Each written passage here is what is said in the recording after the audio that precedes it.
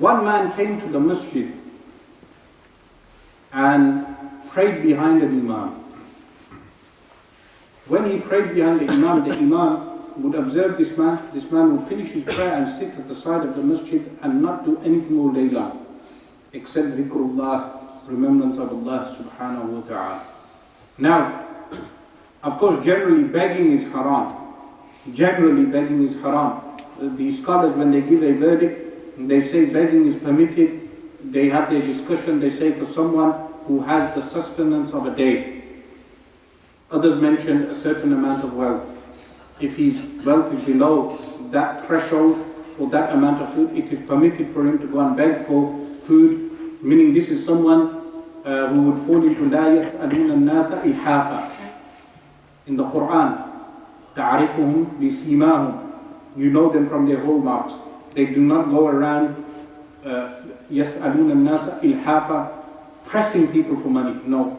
That is permitted, but this man was not doing that. He was not asking anyone for money. He was just worshipping Allah subhanahu wa ta'ala.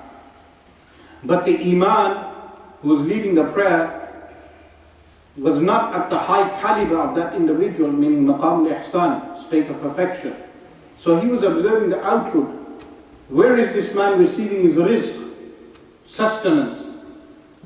So he questioned the man and persisted in questioning him.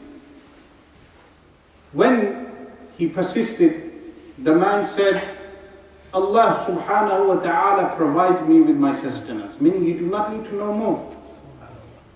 Yet, meaning he was not violating Sharia. He was not stealing money. He was not doing fraud. He was not doing things which were haram. So that should have been sufficient.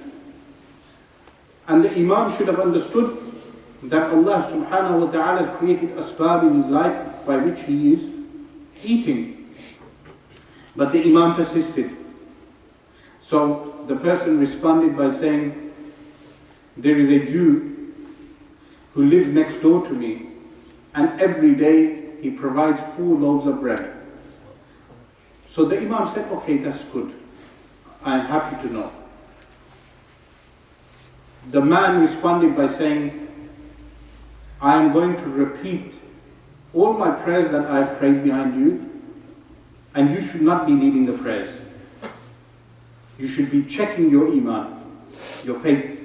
He said, why? He said, when I said to you, Allah subhanahu wa ta'ala provides for me, that should have been sufficient. But when I told you there is a Jew who lives next door and gives me 4 loaves of bread, you were happy with the response. Meaning your belief in the makhluk, the creation, is stronger than your belief in the Khaliq, the creator. So a person should always observe the creator behind the asbab.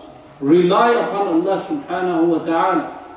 Meaning, you may attempt to do one thing, Allah subhanahu wa ta'ala closes the door. The door is closed. But Allah subhanahu wa ta'ala will create asbab, other means. Some of them were asked, how do you eat? He pointed at his mouth. They said, we do not mean this. We mean, how does your rizq, sustenance reach you? He said, the one who created the windmill never fails to send a flower.